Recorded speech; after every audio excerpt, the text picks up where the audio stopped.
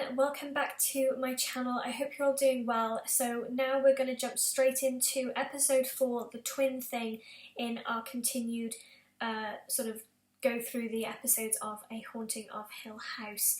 So in this episode we get introduced to Abigail. So we don't know who Abigail is in the beginning of this episode. We just know that she is somebody that is known only really to Luke. Is she an imaginary friend? Is she real?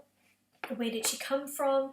Where does she live? All those sort of things come to mind, but Luke is the only one that can really sort of see her, so we kind of guess off the bat that she is an imaginary friend. We also see the scene where Luke gets his 90-day chip, which is amazing. I do think that this episode is highly based on Luke, as I was saying in the previous episodes, where I think there are a couple of episodes in this season that are based on maybe the view or opinions of one child. So this is now Luke's turn. You do see that it's a twin thing saying, or the saying it's a twin thing comes up so much in this episode, and I think it is a very poignant saying as well, because you kind of, like, when certain things happen, like when Nelly sees the bent neck lady and she's up and screaming, Luke is immediately up.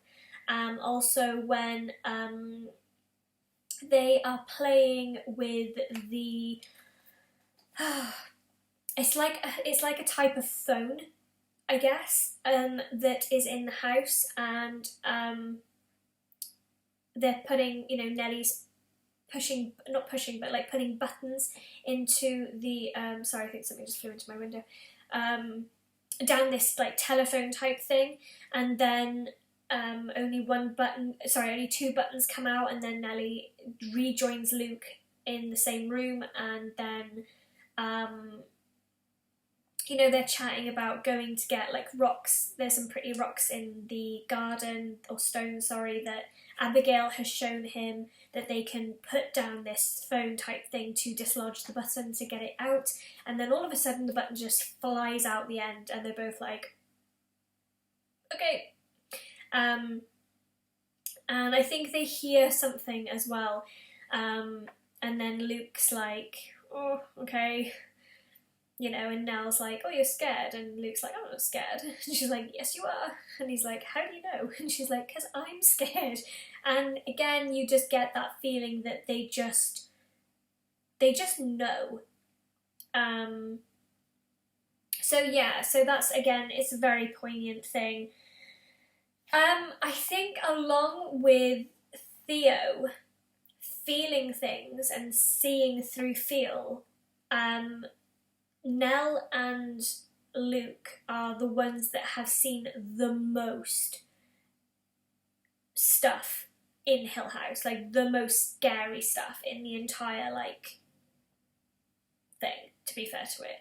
And I guess in one respect, we don't really know what's happening to Nelly at the moment, but we obviously know that Stephen is an addict.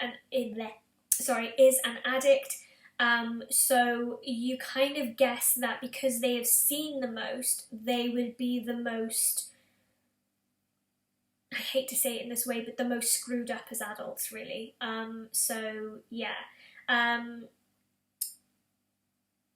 Don't quite know what pushes Nelly over the edge, or what the build up to that is. I know that the next episode is called The Bent Neck Lady, so maybe in that episode we will find out, but at this moment in time we're kind of concentrating more on Luke, really. A couple of times as well throughout the episode, in the earlier part, you do see Luke kind of like massaging his neck, and obviously have I got it in my notes? Yeah, at the point in this time, Luke has no idea that Nell is dead. And I think that's really, really sad. I do wish that he or his family had contacted the centre that he was at for, or the rehab centre, and just told him, because in one respect, I know they probably didn't want him to know because he was doing so well with getting his 90-day chip. And they didn't want him to get so upset and kind of throw it all away, like kind of ruin all his hard work. But then in the next breath, it's his twin. He deserved to know, regardless of how he was going to react how he was going to react, regardless of how, when, why, where he was told, if that makes any sense. He was just going to react that way anyway. So, the other thing that I liked is, even though Nell is dead, she still is able to do that twin thing with Luke. So, Luke is in bed, and then all of a sudden he kind of like sits bolt upright in bed. He's touching his neck, and Nell is at the bottom of the bed, and she's just there in her own way, and she just says, "Go." The other thing as well that I've noticed is the fact that, like, Luke picked up on the fact that she said go, but he didn't pick up on the fact that she looks awful. Like, she looks ill, or maybe even dead, like, and he doesn't notice that. He just is like, okay, my sister's in the room, she's obviously not here. It is the twin thing. And then he kind of just concentrates on the fact that, what her message was. So, yeah. I would probably say thus far in the episodes, I know we're only in episode 4 and you can't really kind of gauge the characters, but I would probably say that at this precise moment in time, Stephen and Shirley are my least favourite characters, because I just find that they, Stephen and Shirley in her own right, I guess, or in her own way, just does try to rationalise every little thing that happens, like, and I don't understand why, Stephen is so hell-bent on the fact that everybody in their family has some sort of mental illness, like a mental disease, because of they each have their own ideas about what happened in the house that night and how it has kind of messed with them into their adult lives, etc. So, yeah, I just think they're both a little bit blunt and blinded, and they've kind of got they kind of have like rose-tinted glasses on, really. They both have built up this identity of who they are and this idea of what they think happened, and how they've rationalised it down to the last kind of the very, very last idea of anything that's not normal or something that cannot be rationalised, that they just kind of feel very apart from the rest of the family, and the fact that, like, Theo obviously has her touch, Nell and Stephen, sorry, I keep getting the names mixed up, Nell and Luke have their twin thing.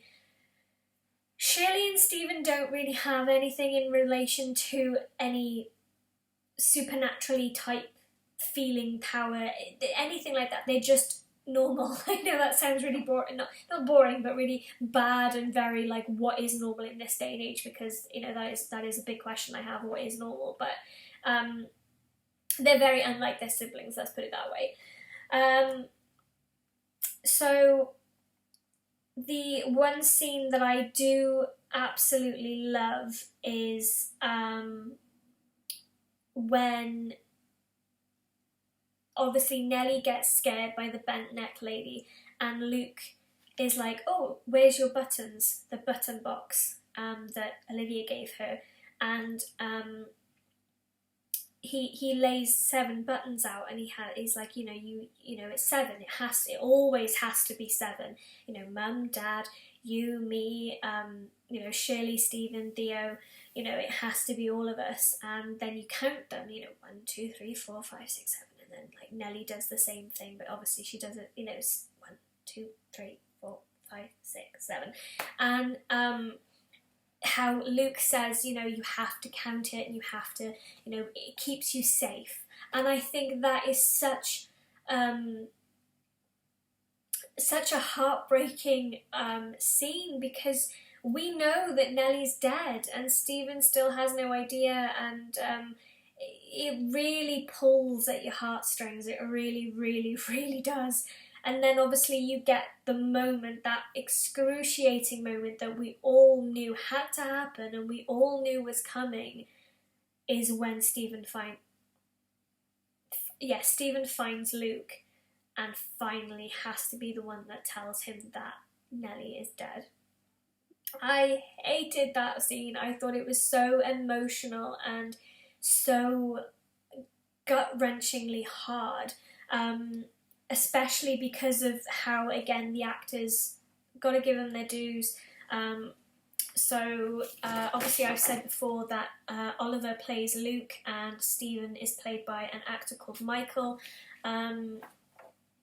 You've got to give them credit where credit's due on the fact that the acting skills across the entire board between adult and child actors is phenomenal in this TV series, but still you kind of have to give individual a kind of like whoops throughout the different episodes depending on the characters and their situation, etc. So yeah, I hate the way that that Luke describes how he's feeling, because he's basically describing the feelings of withdrawal and the fact that, you know, he is obviously very upset because the person he was quite dependent on in the rehab centre has passed away from an overdose and he couldn't save her, and you know, he's obviously extremely upset about that, but he can't understand why the fact that he has not used, he has not taken any drugs, he is, you know, he's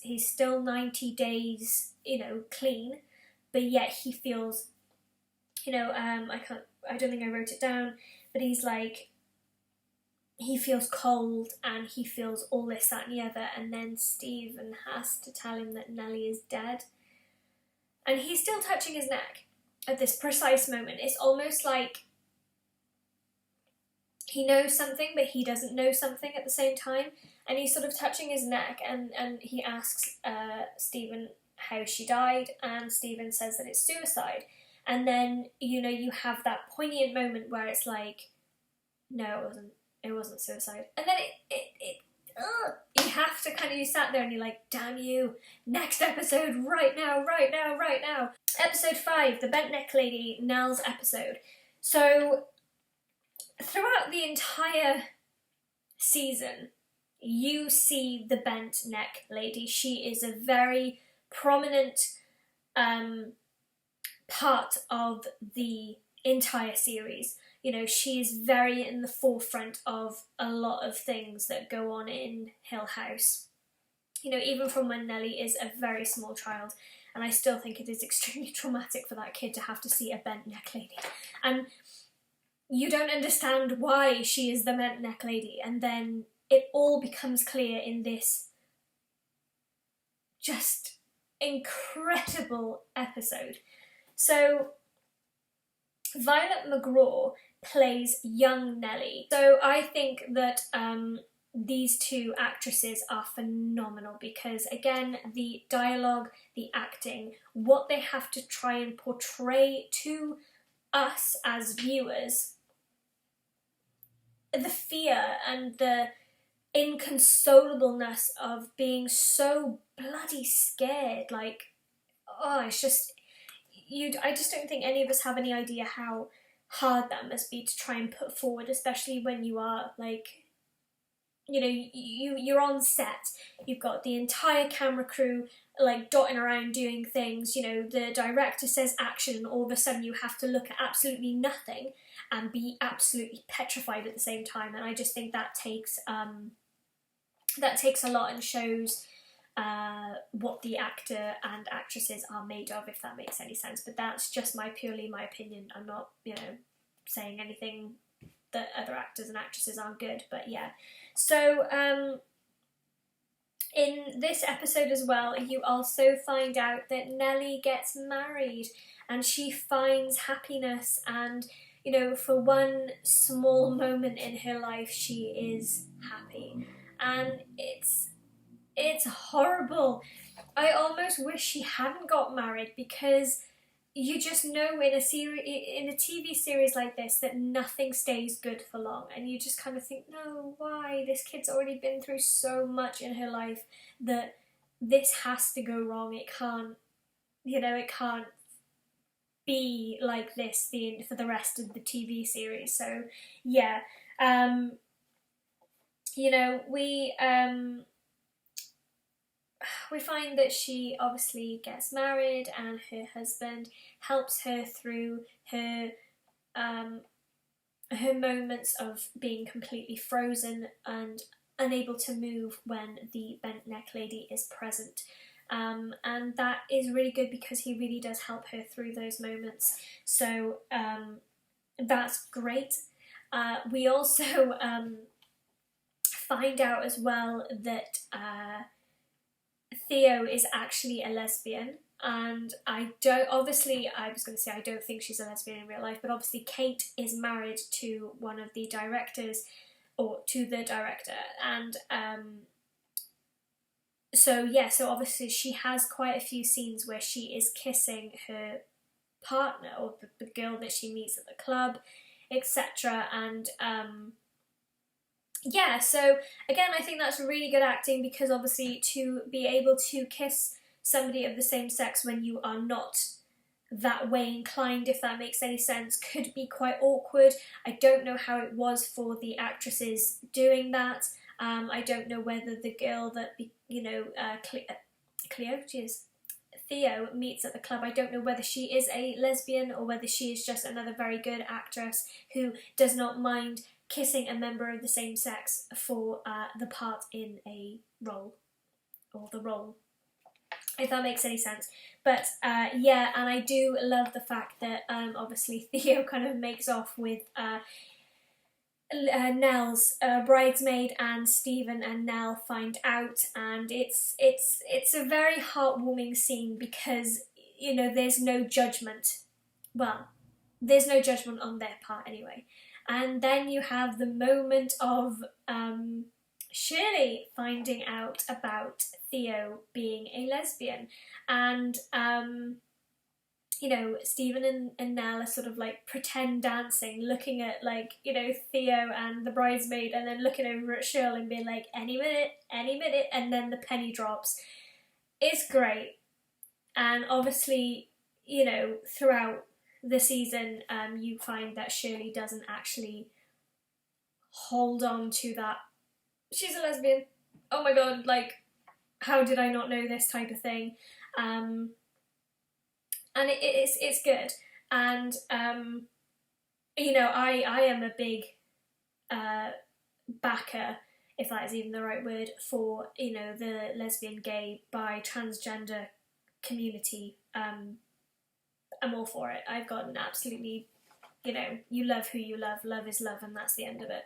So when I saw that in a series like this, I was very happy that they put it in there, let's put it that way. I thought it was very, it was good. So the other thing that I noticed, which I think was very good in,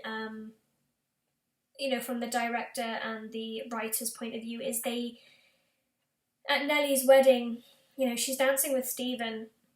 She looks over at her dad, and she sees her mum. Her mum is there, as she remembered her when she was a child. She's there, just standing next to Hugh, happily watching her daughter dance at her wedding. And then Stephen's like, oh, well, what are you looking at? She's like, nothing, because it's a happy kind of moment. It's not a moment where she looks and, it would be a completely different bloody story if the bent neck lady was stood at her wedding. That would be a completely different kettle of fish. But thankfully for that, just that one moment, Nelly's like, oh, mum's at my wedding. And it's kind of like, yay! So then we have the moment where Nelly drops Luke off at rehab, and I don't know which time this is that she drops him off at rehab, but before she does, Luke asks the ultimate thing of Nell is to either give him money, Jesus, so that he can go and get heroin to have his last fix before he goes to rehab, or whether he actually asks her to go and buy the heroin for him. I do not know which one it is, but he gets heroin in the end.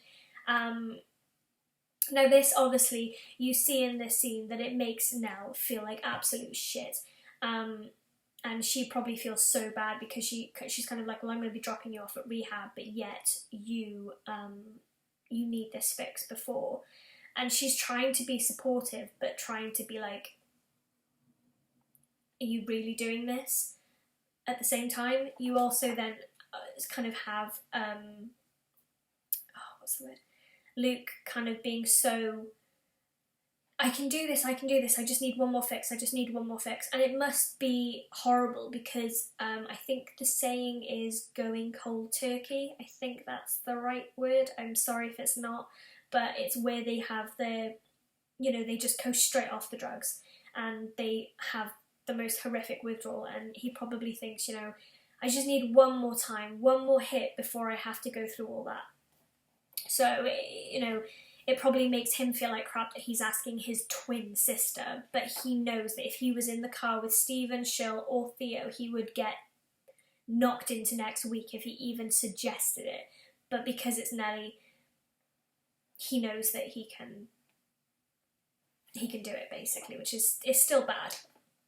So then, obviously, the last time that Nell and Theo see each other, they have a huge fight because, sadly, as we said, nothing happy lasts forever in these type of shows, and Nelly's husband sadly dies. We do suspect that the bent neck lady has a huge part to play in his death at the time because, she is present at the time of his death, and it's all really sad. And the way it was portrayed, and the fact that Victoria has to just lie in bed and be immobile, and I think that's the right word, or frozen. She cannot move, but she's seen the bent neck lady, and she's just seen her husband just like collapse on the floor, and she can do absolutely squat to help. She's just like dragging and clawing at the bed to try and get herself up and get herself to her husband to see if he is either okay or just to get to him, if that makes any sense. And that is like the most god-awful scene. It was heartbreaking to watch because how messed up Nelly's life has been so far, and this is just another notch on the bedpost of Nelly's life of how crap it's been, and you just kind of think, why? Just seriously give this kid some happiness and just let it stay. Theo and Nell are in the house, in Nelly's house, and Nell is asking Theo to touch stuff to see if she can feel the bent neck lady, but she can't feel anything. And then they get into a massive fight. Theo leaves, and just unbeknown to them, either of them at the time, that is going to be the last time that they see each other, because obviously Nelly goes, and she sadly passes away. So, obviously this is a little while down the line, but Nelly goes and sees, obviously, another therapist, and she explains that, she went and confronted Stephen, she called him out in front of all of the people who were at a book signing, I think it was. She's obviously had a fight with Theo. I'm not entirely sure if she's had a fight with Shirley. I don't know if obviously she hasn't had a fight with Luke because of the fact that he's in rehab. So yeah, the therapist turns around and I kind of wrote this down sort of semi-word for word on this because it is such a poignant part of it, and it all kind of is another piece of the jigsaw puzzle of the bent neck lady. But the therapist keeps saying to her, it all comes back to the house. And then when Nell kind of says to him, like, you've never been there, like in this sense of you have no idea what Hill House is like because you've never been there. And the therapist replies, neither of you, for a long time. And if you were to look at it today, after all these years, you would see that it is not a monster. And then he proceeds to ask Nelly if she's on her medication. So you're sat there thinking, well done, dude. You've just planted the seed in this kid's head that she has to go back to this house to confront it so that she can move on, because everything goes back to the house. It's where the bent neck lady is. It's where all of these fears and where, you know, the nightmares and where all of her childhood trauma kind of starts, and you know, to confront it, to be like, you know, it's just a house, it's just bricks, you know. And obviously I don't think he had any intention of planting that seed in her head. It's kind of just like oh, you know, if you went to the house today, you'd realise that it wasn't as bad as what you think it is. And you kind of say it, but obviously to somebody who is so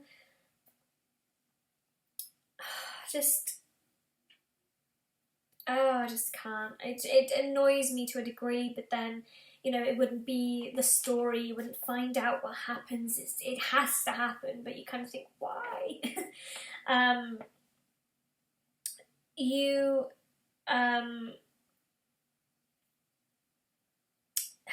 also kind of wonder if Luke and Nell have another twin thing moment throughout this episode. Do they, don't they? Not really too sure. Then, you know, you turn around and you have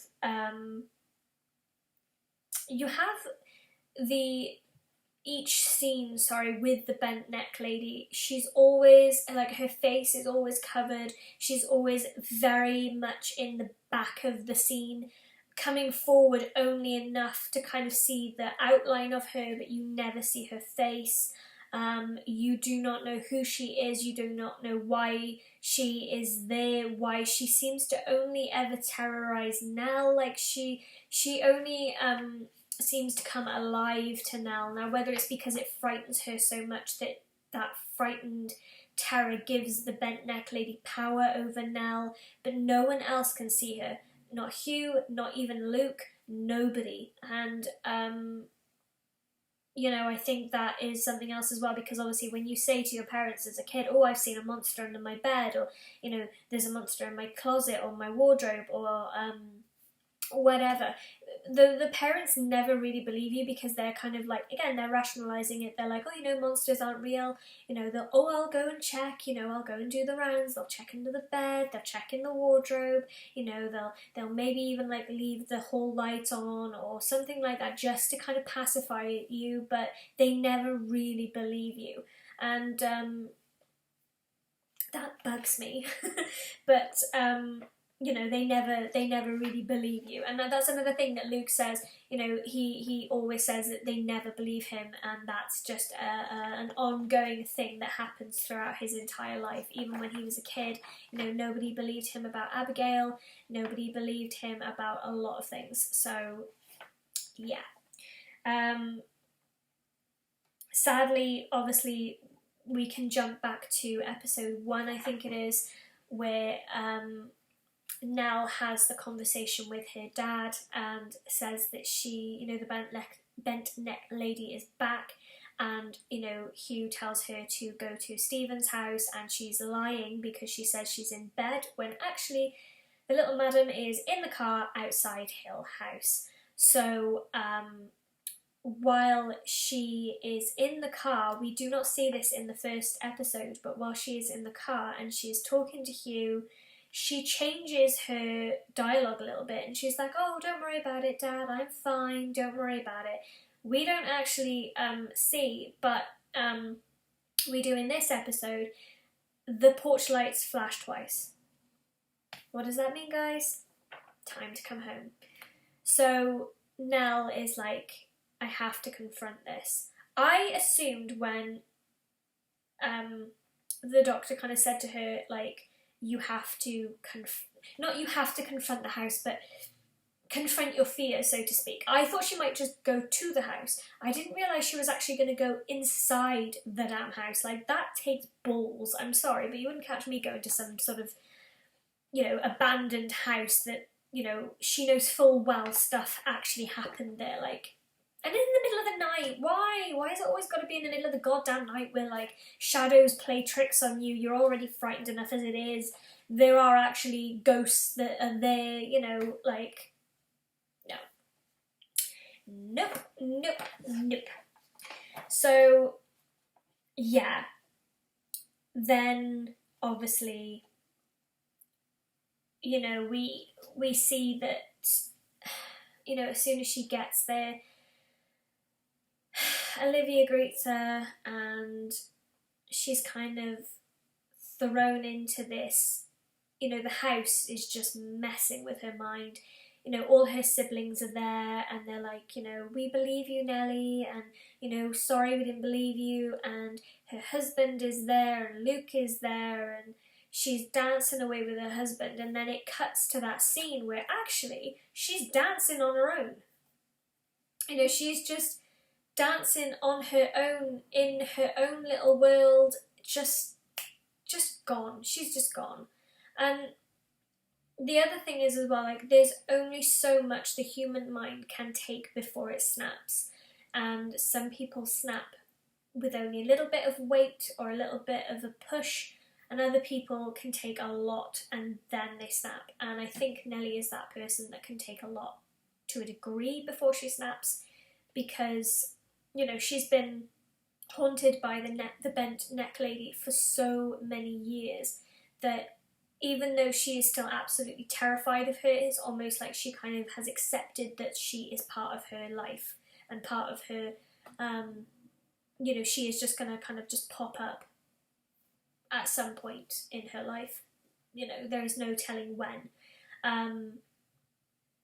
Then all of a sudden, you know, Olivia appears and, you know, you've got Abigail is there as well, and, you know, Olivia's like, oh, we're going to go and have a tea party, so she kind of like trots up the library staircase. Now as well, the other thing I want to just quickly put in there is that scene with that beautiful spiral staircase which is in the library. I mean, god, like, that to me is just pure heaven. I would be in there all the time, because obviously I'm a massive reader, and just the thought of having that aesthetically pleasing gothic style library with this beautiful spiral staircase, and that is a very high set of stairs.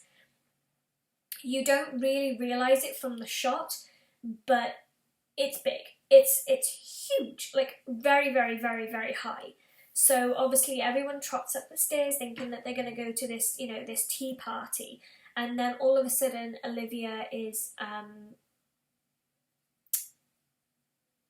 the top of the stairs giving Nell her locket. So in the first episode, when we are watching Olivia talk to Nell when they're downstairs on like that really pretty old-fashioned sofa that's at the house, Nell asks Olivia what is in her locket, and then proceeds to say, can I have a locket like that when I'm older? And she, you know, Olivia says, well, one day. So Olivia then proceeds to give Nell the locket, and obviously, you know, we all know what's coming. To a degree, you know, to a degree, we know what's coming. We know that the second she puts that locket around her neck, it's not going to be the locket, it's going to be a noose. We know it, and we know it, and you can just see it coming in. There is nothing we can do to stop it. And then all of a sudden, Nelly is on the wrong side of the balcony, and she's crying out to her mum. She's like, mummy, mummy, like, help me. And then, you know, Olivia kisses her on the forehead and says, it's time to wake up. And then Nell... Ooh. It is horrible. Like, I didn't think that they would show that entire scene of Nelly jumping and, in the long and short of it, hanging herself. I just didn't think they would show it, because that's graphic, like really, really graphic. I didn't think that they would show it. And then obviously they show it with her like swinging back and forth a little bit. And then to add insult to injury, you find out that Nelly is the bent neck lady, because every time that we have seen Nelly, even as a small child, see the bent neck lady, as I said before, we've never seen the bent neck lady's face. We don't know who she is, why she's there, everything. And now we do. Now we have seen in very graphic detail that Nelly has almost predicted and seen her own death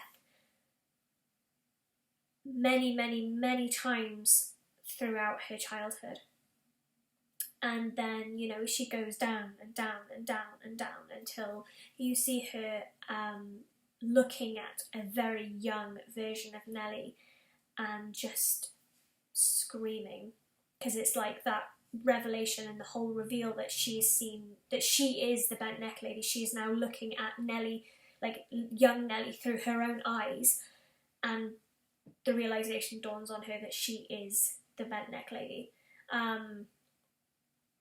That was such a emotionally draining scene and episode, and I just think that, like, there's just no words to describe it. There really isn't. Like, so much happened in that episode, and you kind of sit there and you think, Jesus Christ, you know, I need a minute, I need a day, I need a week just to kind of process just that episode. I'm not on about the ones that come before it, I'm just on about that physical episode. And then you add on the episodes that come before it and everything that has happened from episode 1 to episode 5, and you kind of sit there and you think, my God, we're halfway through? Yeah, there's 10 episodes in total, so we are halfway through, guys, of the season of The Haunting of Hill House, and so much has happened already, and you kind of think, my God, like the build-up of each episode and the little snippets that you see and the bits that you get, kind of, you think, oh, I kind of know what's going on, and then you kind of don't, and you're like, oh my God. Yeah, it's just very, very draining, emotionally draining, but yeah. So this video's gone on for a little bit longer than what I wanted to do, but I will see you all in episode 6, which is Two Storms. Now this one I'm really, really, really excited to talk to you guys about, because it is a very, very, very, very, very good episode. So I will see you all in episode 6. See you soon, guys.